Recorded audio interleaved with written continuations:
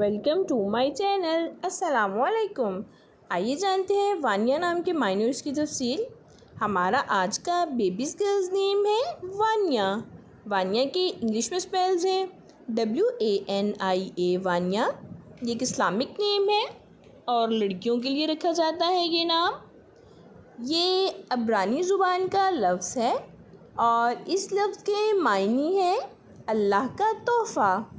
वानिया इस नेम की तफसील है वानिया फ़ातिमा, वानिया अली।